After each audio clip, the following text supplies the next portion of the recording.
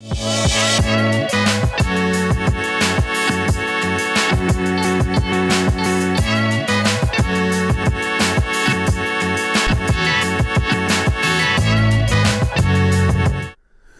then, welcome back to the channel. Stephen Howson, Ronaldo Brown, XG Files.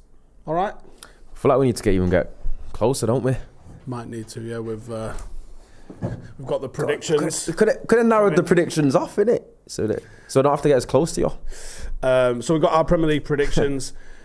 Have we got a format for how we're doing this? Or what?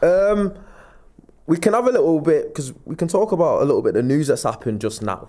And then in terms of transfers, and we can always obviously preface it as well by saying, I think the predictions will change probably basing on the next couple of weeks and how the transfer window, because I think signings here or there for certain teams will make a huge difference, in my opinion. Oh, hugely. So this is a bit of before the first game of the season, before week one prediction, but it could change a bit once certain players are signed or certain players leave. Because, for example, a couple of predictions I make, I probably would adjust if they added a couple of players, and that's including United. I think that's fair. So, yeah, I mean, I might have gone giddy already, but if United landed Baleba as well, I might add at least one to where I've got us finishing. There's a couple of people asking me what I said to the ref last night. So I did get sent off last night. We went 4-0, did we not? Yes. All full steam ahead for going 4-0 come Saturday, 3 o'clock, if you're in the local area near Hyde. United aren't playing until Sunday, so get yourselves down. I said to the ref, it was 6 foot offside, mate. And he told me to sit down, and then he was telling my assistant to tell me to sit down, and I went, I'm the manager. And he sent me off. And then I lost my head. I think that was a complete downplay of the situation. Of course it was. Yeah, do you know what I mean? But anyway. You don't admit to anything. Anyway, on camera we're saying Steve wasn't in the wrong. I wasn't in the wrong. Just think it. How about do your job? You wasn't in the right, but that's a good point. I'm not going to stitch you up on here, especially because you might use the videos. Well, here's the facts. I did nothing wrong. And if officials just did their jobs, we wouldn't have to lose our Reds, would we? Yeah, it's true still. But who's going first anyway on this? I know you just told me. I don't know how we've got the. Is it one by one? See the sections. Oh, got you. So we've got the relegated, bottom half, not Europe, fifth and sixth, and then top four. All right, sweet. Is that both of ours coming on at the same time? Yes. All right, sweet. Well, ladies first. You go first. So is it relegation first?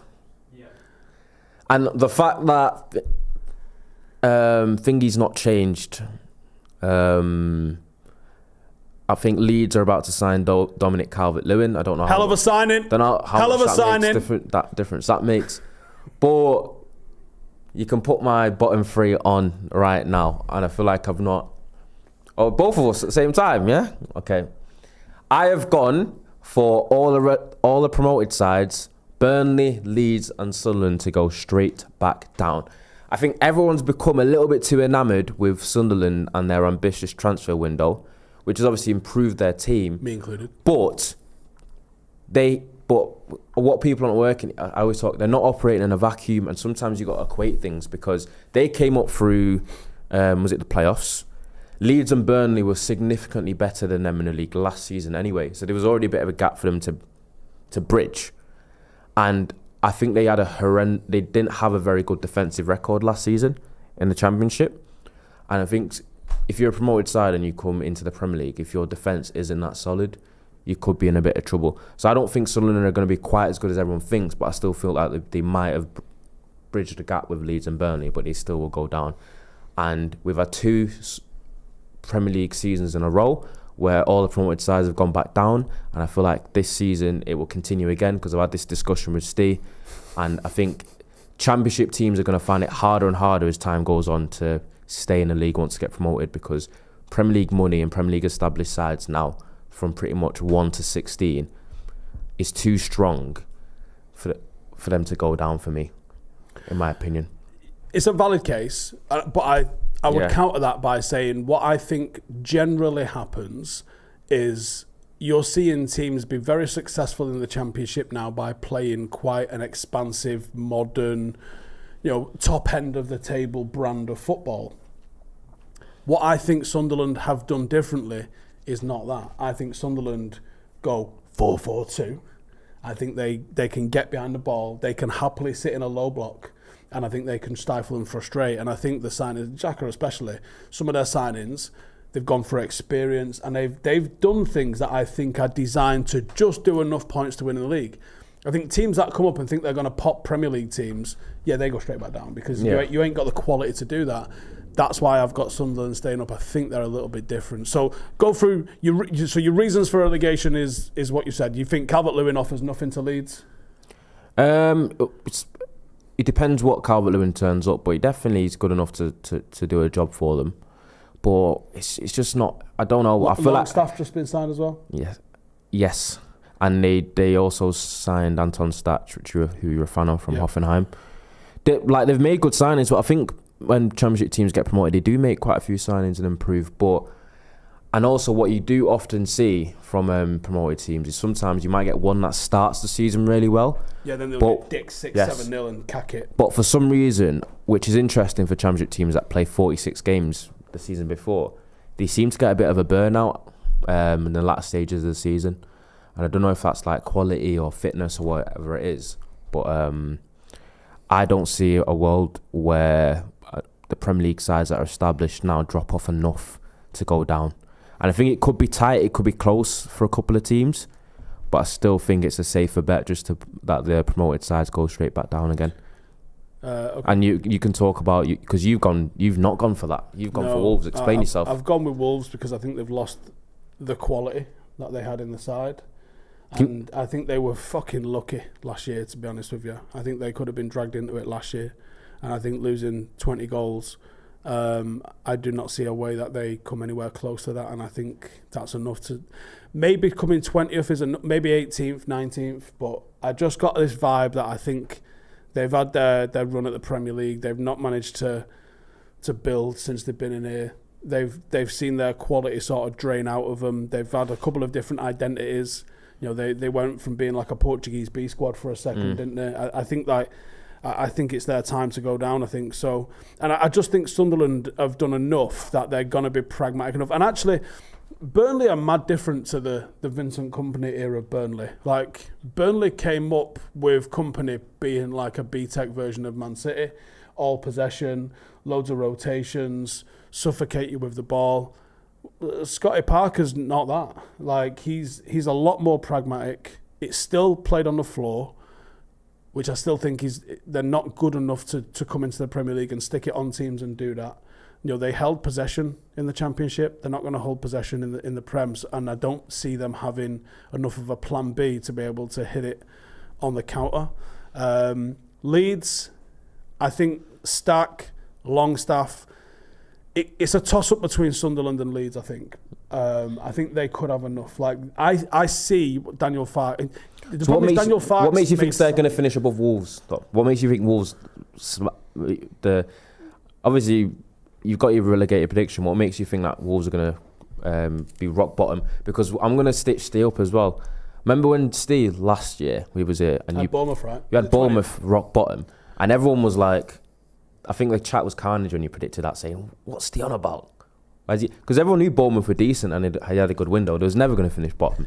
And sometimes I just think that you have players that have overcooked a little bit. And to be fair, there's a good chance Mbeumo was that at Brentford last year. That you've got some players that have just carried them further than what their actual squad ability is. And I just think that's what's happened with Wolves. I think they've had a couple of players that they've now lost. Who did lose in January? It's not just Cunha. They lost one in January, didn't they? Can't remember. Is it Al-Nouri? Al-Nouri. They've still got... I just see that there's too much talent drained out. Still got Strand Larsen. They're not going to...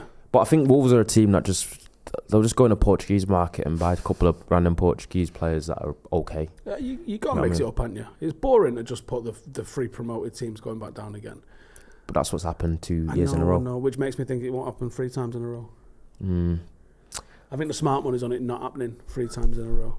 5. All right, let's get into the sort of like the guffy bottom half, not getting relegated lot, because we call this the no man's land. Yeah, the absolute shit show. Probably. Oh, we've almost gone bar for bar there. The same teams, different orders, right? It's literally the same teams, different orders. Same team, different orders. Yeah. I've gone Wolves just about avoiding the drop. So start at the top there. We've both got Forest and Fulham, thereabouts, mid-table, tough to beat, tough at home, lose on the road. Yeah, probably the sort of general gist. Both got Everton in 14th. Yes. Says what we need to say about that one. I've got Bournemouth a bit lower down again. I just don't rate Bournemouth as highly as some do, I guess. We both got West Ham in and around the mix. They were good last season, weren't they? I know we battered them. Brentford in and around the mix. You've got Brentford a bit lower. Maybe I've got Brentford a bit giddily high there. I think Palace are better than 13th, but I think there's a chance. I'm being prospective with it. I feel like Palace could be losing Eze and Gehi. Yeah, could lose Wharton as well, maybe, if someone comes in. Yeah, I think they'll keep Wharton. I don't think they'll sell all 3 of those, but I think if they get rid of these Eze and get Mark Gehi, and they're probably around 13th, but I still think they've got enough and a decent enough manager to stay around that 13th, 14th range. People in the chat are questioning why Forest are so far down. I think the European football. Yes, European football is the reason why I've got Forest in 11th, and I also think Forest massively overachieved. If you look at the underlying metrics last season, I think losing Alanga's bad. Yes, Nottingham Forest are masters of conceding a lot of chances and a lot of opportunities, and like just about avoiding the ball going in the net. I think their keeper Sells had like an outstanding season, and I think the luck that he was riding last season he won't quite have. Do you know what I mean? I think Forest were a defensive side that were great on the counter, with the likes of Alanga, etc. Keeping Gibbs White was obviously a benefit. Chris Wood had to have a 20-goal season. I know Murillo at the back and Milenkovic was a good centre-back pairing, but they conceded a lot of opportunities, a lot of chances, and I think they massively overachieved their XG conceded as well. And I don't think they'll be quite as lucky, especially when they've got European football. So that's why I think Forest will drop off. Come on, Steve. Arsenal 8th. Everyone's here to see like a wild prediction, innit? Do you know what I mean? Chris Mayu says Ronaldo has a better chest than my missus. Look, it's a nice tight top there. Looking like a bit of a B cup going on. It's extra small, innit? That's why. Nicholas says, cans we pull off Belabor. There will be cans if we pull off Belabor for certain. 100%. So, someone said Bournemouth to go down, they've lost so much quality. No, they haven't. They've lost their 2 CBs, but they've went and replaced, because Bournemouth have one of the better recruitment sides like Brighton, and they've signed Diakite from Lille, who's top. Do you know what I mean? So it's like Bournemouth's a mad club, man, because they're a very small club that don't pretend to be anything else than a small club. They recruit really so well. Like Newcastle think they're a big club, but like Bournemouth are actually a small club that are just chill with being a small club. Yes, that's fine. What quality have Bournemouth lost apart from their 2 centre halves? And they've replaced one like with an outstanding one from Lille, just now Diakite. They've still pretty much got all their attacking players. Semenyo's still there. Evanilson's still there, Otara, Tavernier. They're pretty much Cliver. Adam's agreeing with you here. Says Forest were an anomaly last season. They will not get that many goals, and they will concede a lot more too. Andrew says, what about a sausage roll party if we sign Belabor? I'd be too busy throwing myself around the room, I think. Yeah. Do you think we're underrating West Ham? No, someone's just said, Mr. Maz there has said, West Ham will finish top 10 and I see Brentford in relegation battle this season. What makes you think... So they've lost Kudus, right? Kirkers is a big miss, but left back. He's their big one. Left back, I feel like it can be. It's like it's a replaceable position for me, for a team at that level. But Kirkers is a big miss. Hugh Phillips says same group that owned Bournemouth just created Auckland FC in the league last year and won it first. Go easy as fuck. Yeah. West Ham's bowing or bust for me as well. And they've not really had an inspiring transfer window. I don't think West Ham will be much better. Nathan says, as the manager and the owner patch things up at Forest. On the sack race, that might be a good shout, because you can't have it off like that on the pitch and think that's not going to have repercussions at some point. It 100% will.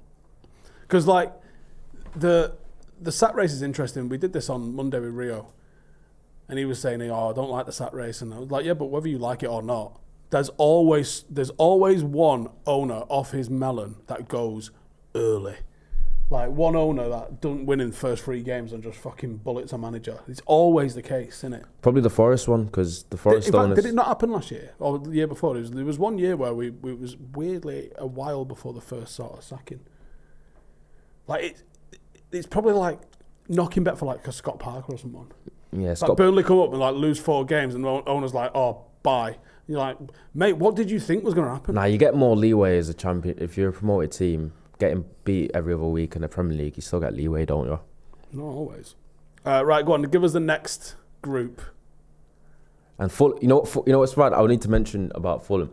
We've almost gone bar for bar again. Do you know what? Isn't Fulham just that annoying team in the league though? Where They just exist. They could be anywhere from 6 different positions. They exist just to finish directly mid-table and do nothing. Yeah, them and Palace. Yeah.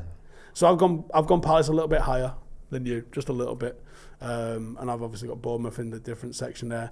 Both got Brighton in 9. You've got Newcastle in 8th, love that.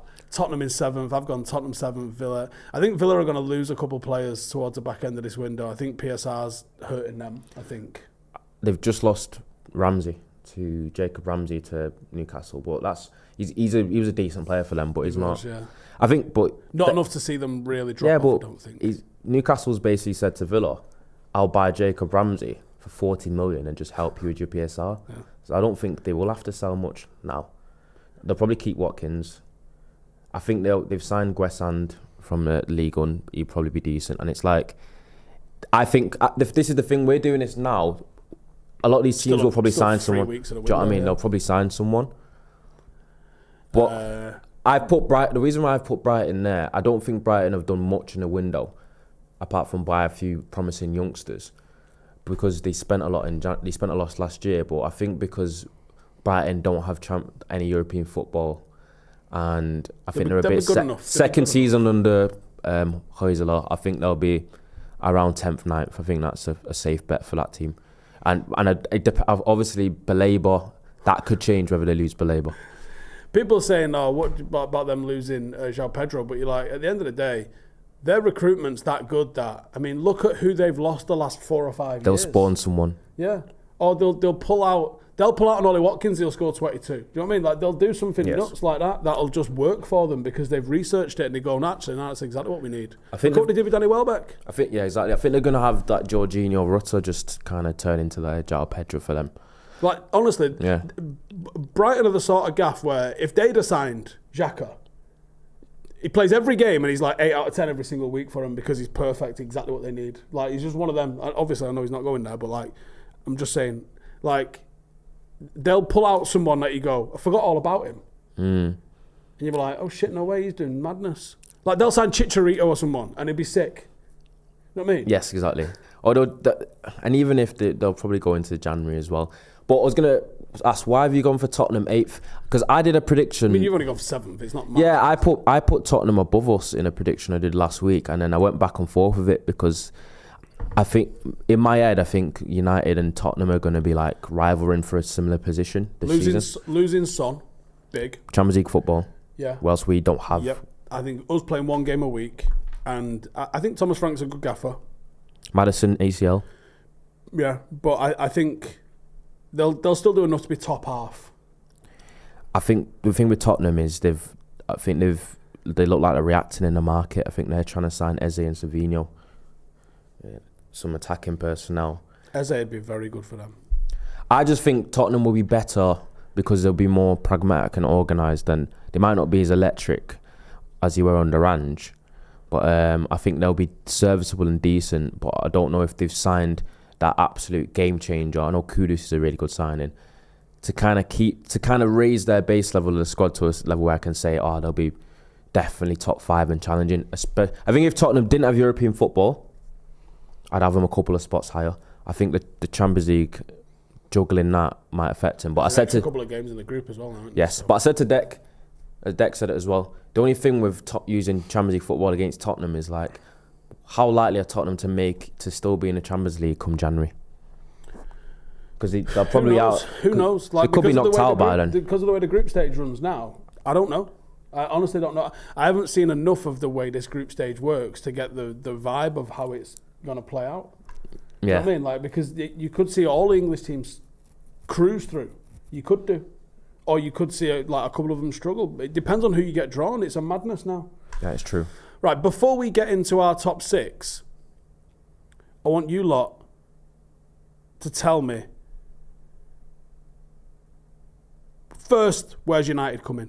So, United and a position. United 5th, United 6th, United 4th, United 3rd, United 2nd, United winning it, treble, whatever.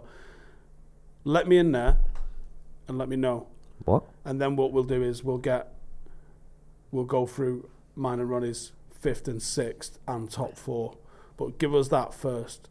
If United win their first 10 games, can they challenge for a title? We're not going to win our first 10 games, mate, so relax. We're probably not going to win at weekend. Who knows? You going to read the super chat? Yeah, G4 says, haven't seen a goalkeeper dominate crosses way out of his zone like Vitek since Courtois. 21 and 6'6". Only weakness is kicking's average. Bring him back for AFCON. Is he on loan? I think he's on loan, is he? Right, Jack's got United 3rd. Kwame's got us United 1st. Quite a lot 6th. Troy's got us 4th, 5th, 6th, 4th, 5th, 5th, 6th, 1st, 3rd, 5th, 5th, 8th. We're not 8th. I don't think I was seeing being 8th. I think the way we phoned in a lot of last season's masked how people think about us a little bit, but I think we tossed it off, I think. Nah, that's an I'm not having that. I think we were actually bad. We got United 3rd, United 6th, 6th or 7th, 6th, 7th. IR says depends on Belabor and a keeper. Yep. You can't be making predictions 3 weeks left. Well, we kind of have to because the first game's at weekend. So we kind of need to do that. When do you want us to do predictions? 36 games deep? Probably get them right. Nah, he wants us after the first couple of games, just before he's right in a way of. I think the way the window ends for certain teams can change your predictions, but you still do one before the season starts. But you know what's, because I've put Newcastle 8th and you've obviously got them higher. I just think Newcastle will probably lose Isak more than likely. I think he's really disrupted their pre-season as well. Yes, and he's disrupted them, and I also think Newcastle are going to be another victim of juggling Champions League football and the league, because the last time they were in the Champions League their league form did tail off as well. Donnarumma going City. What's going on with City? Does Pep know he can only play one goalkeeper at a time, or is he trying to come up with some new shit again? It's weird he's hoarding that because he's someone, he hates having a big squad, he says. Yeah, meanwhile, he's got at least 3 goalkeepers, even if they lose Ederson. Why has he fell out with Ederson? Because Ederson is what people call a woke keeper. Woke? What, tattoos and that? Nah, as in like, Ederson's a better footballer than he's a goalkeeper, and I've always thought that. I don't think I've ever seen it. I don't think I've seen Ederson make a save, to be honest with you. But guess Ross Murphy says I have Newcastle finishing 10th. Interesting. All right, let's have a look at 5th and 6th.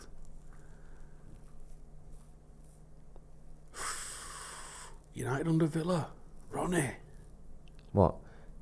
I think at this current stage where United are at, especially with the way our midfield's looking, and how we looked for a majority of last season at Amorim, I think saying that United are going to finish 6th is quite a positive outlook, to be honest.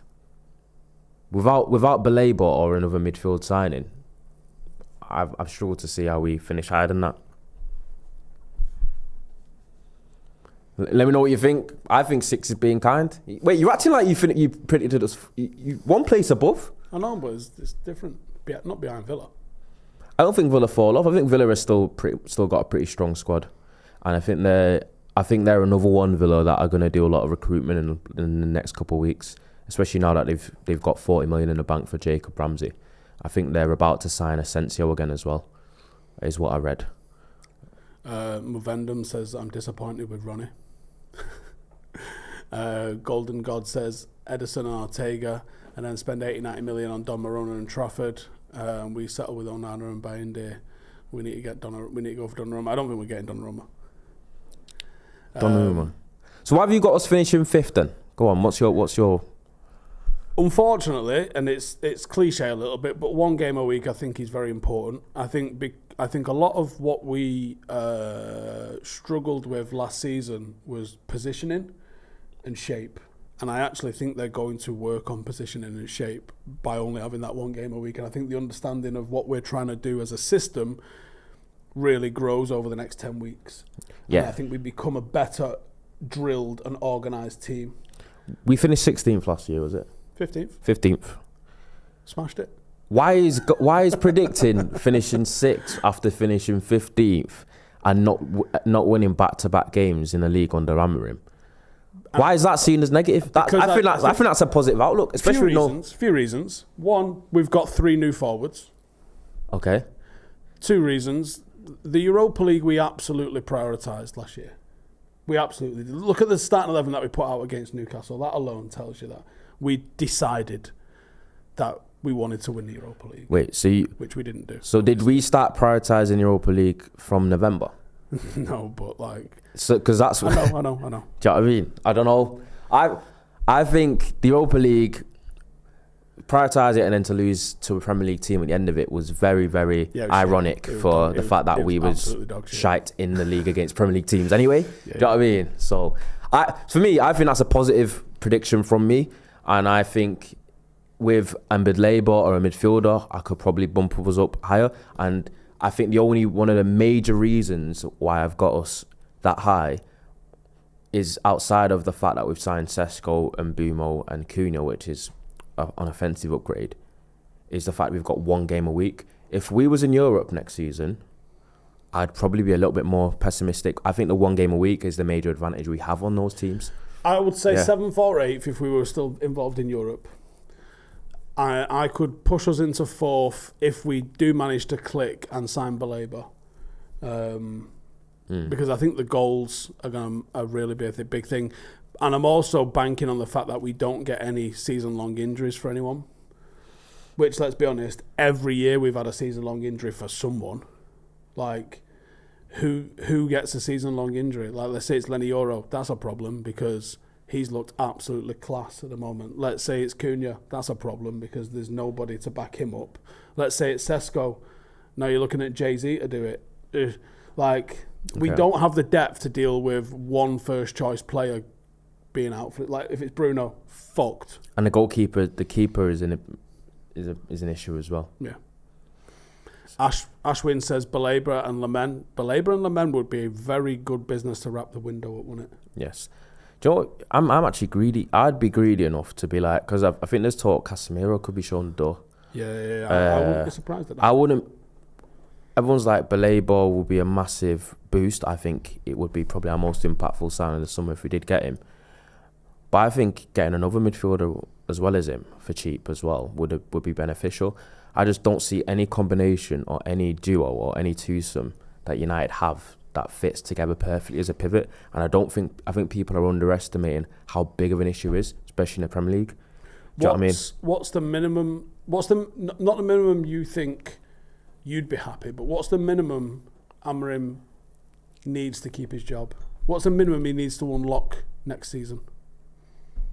Minimum. What's the minimum? What do you think Ineos? I think so. Not what your own opinion here is. What do you think he needs to achieve for Ineos to go, okay, that was good, and not fire you?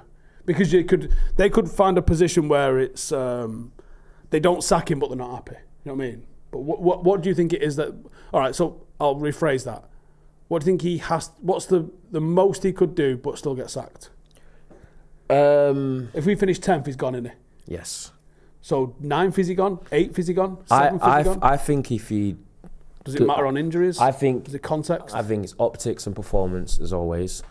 But I think if he's 7th, 8th or worse, I think if he doesn't finish top 6, he might be a little bit in trouble. You think 8th? 8th he might go. I don't get the vibe that I know Ineos have backed him because he think they need a window and that, but I also still think Jim Ratcliffe and I don't think they're super patient. I think if Amorim doesn't finish top 6, they would have conversations. Especially when I look at the investment, the time, and the fact the teams around us have had to juggle European football as well. But yeah, I think he probably looks top 6 and he's safe. Joey in the comments there says club is budgeting for Europa League, so surely that's the expectation unless there's a lot of mitigation. That's the thing, innit? If you do get a season-long injury to one or two players, that has to be factored into it. But let's just presume a normal sort of season. There's a handful of like minor injuries, some decent players missing for random array of games, but nothing too drastic. What about you? Because he's got, the thing is, we need to remember about Amrim. Let's not beat around the bush. He's not got any credit in the bank. No, he doesn't. With how last season went. So he's almost starting back from like he's got less leeway. Do you know what I mean? So that's why he's under pressure this season to perform. George says, why is the discussion about Amrim getting sacked? It's a valid question. Like, I would like him to be here for the start of the 26-27 season. But let's not be... If we finish bottom of the table, mate, if we finish 20th, do you think he will be? Because I guarantee you we will not be. United fans are so sensitive about the manager, man. I don't know, like... I think it's become... It's a valid question. Yeah, it's gone to a weird level, though. Do you know what I mean? Where, like, any sort of criticism or discussion around the manager... Does he need to win like, why are you talking about manager? Why is the manager players? Does he need to win a trophy? Or do you think it'd be purely on league position? No, I think it's league... A manager is judged on league performance first and foremost, 100%. Do you know what I mean? So, okay, chat. Give me your top 4 in order, 1 through 4. Who have you got? Who's your champions and who's your 4th? We've clearly got the same.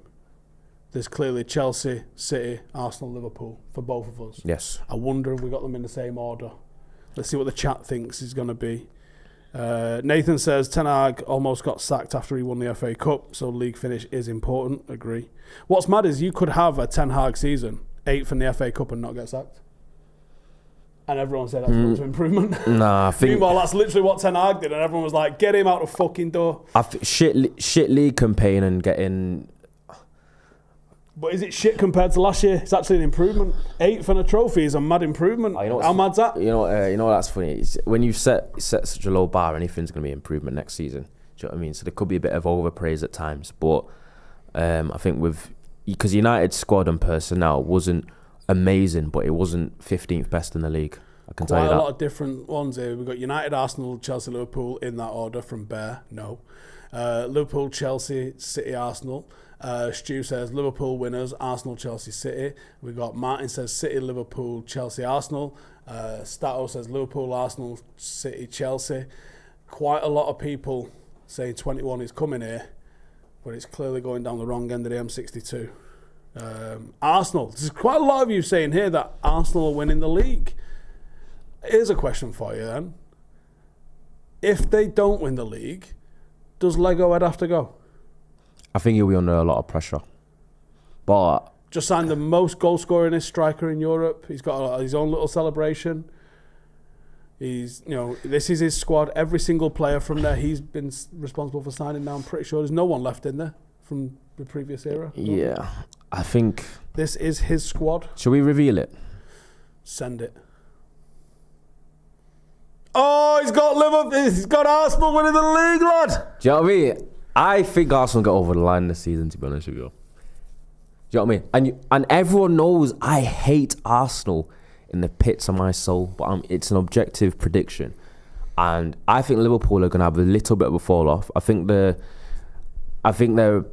front loading heavily with their recruitment. Oh man! But the thing is, this is a right now before signings, because if Liverpool sign Isak, but then they also signed Matt Gahey and that youngster from Parma as centre halves. Matt Gahey's an impactful signing for them. I think they've only got Konate and Van Dijk at the moment. Yes, they've only got Konate and Van Dijk at the moment. And for me, I'm predicting Van Dijk and Salah aren't going to quite be at the levels they were last season, and I think that's a huge difference.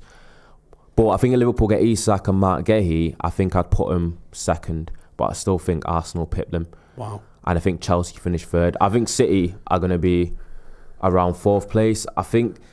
They've signed a lot, though. They've spent dough again. Yes, but defensively, they've looked shoddy in the Club World Cup and in pre-season. They still have no right back. I think Pep's still not kind of like dealt with the kind of defensive transition part of the game, where I think they're a little bit too open. And Rodri's fitness is a massive issue because apparently he's injured again and he's out till September winter break, I think, and that's a big issue. So yeah, and I believe the Chelsea are going to make a big jump, in my opinion. I think it's Xavi Simons to buy as well, and I think they're looking better and a little bit more solid than they were last season. And I think João Pedro is gonna, and Garnacho apparently. What's going on there? Do you know what I mean? I'll go through my 4. Arsenal in 4th because I feel like their peak of their powers has gone. I feel like they got a run on everyone last season by being a bit of a set-piece bully team. What I think that they forget, and I'm hoping that Arteta forgets, is one of the reasons that they were so effective is they were a long ball team. They would go direct to Havertz, who was fantastic at holding it up and bringing everybody else into play. Havertz was getting 25 to 30 touches per game. Gyökeres is going to get 6, but he might score. They're going to hold possession so differently. Now, they might mitigate that with Zubamendi, but Zubamendi over Partey is a totally different mentality. That's like Thomas Partey, right? For whatever he does on a Saturday night shenanigans, right? He was mad effective as a defensive midfielder that allowed Arsenal to push forward. Zubamendi is not that guy. He's a fantastic recycler of the ball. But you're going to change Declan Rice. Declan Rice got the freedom to be a little bit of an 8 and do both. Yes. Thomas Partey was the guy that was like, I'll sit in, you go off. So now you're going to ask Declan Rice to sit in and Zubamendi go forward. No, I think he plays Rice high, doesn't he? Yeah. But now you can't do that. If Zubamendi is going to be the guy that's meant to be tasked with destroying on the transition, he ain't that guy. So you're asking Zubamendi to either do a job that he's not used to doing, or you're asking Declan Rice to do a job that he's not used to doing. So someone's doing a different job. And then with Gyökeres up front, look, he's a goal scorer, and I know there's a lot of people think he's going to fail. I don't think he's going to fail. I think he's going to have a Ruud van Nistelrooy 2002 season where he's probably top scorer, but you don't win anything because the team is worse. He individually is fine, but the team is worse. The team is less effective. He has a good season. He scores loads of goals, but the team ain't quite as good. And I agree with you a little bit with Liverpool, but I still think it's maybe a little bit of cope predicting them to win it and hoping they don't. But I think with Liverpool, their signings are so good. I think people are forgetting that Arsenal finished second last year whilst having probably as bad an injury season as you could possibly have. They were decimated with injuries all season and still finished second. And I think if they just were a little bit more fit, they would have been closer to Liverpool and challenged them even better anyway. I think people are forgetting that. You're doing some mental gymnastics here. Watch Zubamendi versus Bilbao. Go and watch Andreas Pereira in any pre-season game. That doesn't fucking count. Zubamendi also doing that versus Bilbao doesn't mean he's doing that in the Premier League. Nah, Zubamendi's a good player, man. Yeah, he's a good player, but he ain't Thomas Partey. It's a totally different number 6. Totally different number 6. This is United going from Roy Keane to Carrick, right? Not saying he's a bad player, but he's a different player. He's a totally different player. Like, it's a completely different thing. So I can see that being where they break down. I think what's been effective for them is no longer going to be effective for him. Yeah, Zubamendi is very progressive. Yeah, not saying he's not, but he's not a fucking destroyer, and that's what Thomas Partey was for you. And he's coming in that role. The thing is with Zubamendi is I think he's really underrated because he's not fancy. He's not flashy in terms of the way he plays. But I think there's a lot of value in players like him that do all the simple things really well. I think he's a great player. So I think that's going to be... This is not me saying he's a shit player. It's just me saying what Declan Rice did in that team and what Thomas Partey did in that team is now not going to be what Zubamendi and Rice do as a pivot. And what Havertz did in that team is now not being done by anybody. So it's like... It's a complete fucking retooling of how that team holds the ball. And I think what made Arsenal so good was two things. One, they were mad effective on set plays. You don't necessarily get 2 seasons of that before people clock it. And I also think that when you change the way you play up, it's like they didn't get caught out with... Everybody got caught out playing out from the back last year. Arsenal didn't because they sent it long to Havertz. Gyökeres don't hold it up the same. Different. And by the same rule, Liverpool, we saw it a little bit in the Charity Shield. Frimpong is different to Trent because he's going to attack the byline and he's going to live inside the box. He's already started to push Salah out of position. I think, I'm looking at it just thinking Arsenal 4th is bold. Jamie says, stay acting like Rice isn't the destroyer. I'm not acting like Rice isn't the destroyer. Rice is a box-to-box midfielder. He's not a destroyer. But he can. I think he can, but he doesn't. You can't say that because that's the thing with Rice, though. He is a destroyer, but he can play box-to-box. That's what the allure about him is, because he can do a lot of things. When it comes to being a destroyer, he's probably one of the best in the world. So just because he's not played that way by Arteta doesn't mean that he's probably not the best destroyer in the world in world football. No, I still don't think he is. Do you know what I mean? No. I don't know. I think he gets a lot of. I think he gets to do it when he needs to do it. I don't think he's required to do it as much, if you know what I mean.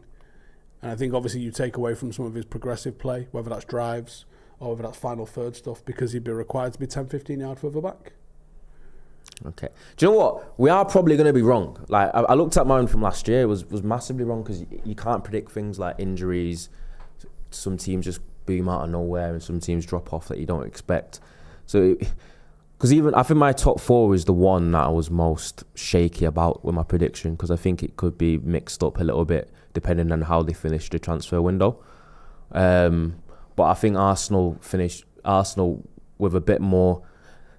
They've not really added game changers. Obviously, they've added Gyökeres. They've added too many. I think that's 2 decent signings. But I think it's more if they stay fit. They got to a Champions League semi-final and finished second in the league whilst having injury decimation throughout the whole season. And I think people are overlooking that a little bit. So I think if they're a little bit more fit, they'll be up there again challenging. And they might actually get over the line this time. I think Liverpool might have a bit of a drop-off because Van Dijk and Salah might drop off. I think their depth looks a bit shaky, and it all lies on whether they get Isak and Gay, because I think that will make a difference. Where it will bump them up to second above Chelsea for me. I don't think they need Isak as much as anyone else. I think they're all right forward-wise. I think Mike Gay would be a bigger signing for them. I like Mike Gay as well. I think he's a sick player. They've got no left wing depth. Their left wing starter now is Gakpo. Yeah, if they bring in Diaz, Isak, they lost Nunes, they lost Jota, and you've got Salah and Wirtz, the balance is all over the show compared to what it was a couple of seasons ago. Hopefully it upsets the apple cart. But if Liverpool drop off, we're handing Arsenal a title, probably. And I know I've got Chelsea second and City third, but I just feel like that's how it's probably going to go down.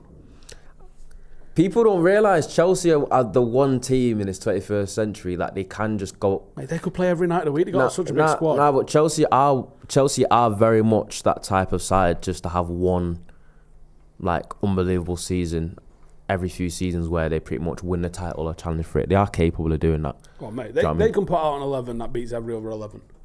It's getting the blend right for them. I don't know. I wouldn't say that. They are very young. I think what Chelsea are counting on is all their players kind of arriving at the same time, because they've got a young team. I think that's their recruitment policy. It's all under 25s. And City won't be that far away either. Yeah, they're never going to be that far away. I think Chelsea will be top 3 minimum. City coming out of the top 4 would be quite drastic, I think. So I don't see that happening.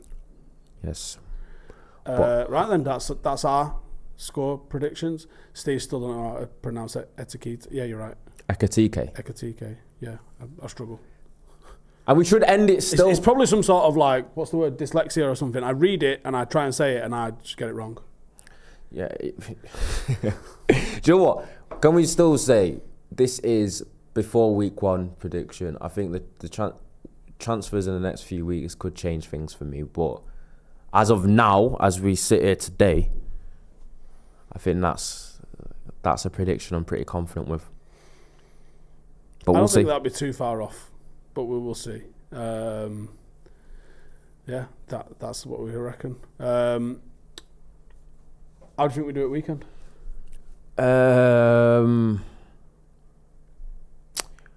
In terms of Arsenal, I think it'll be tight.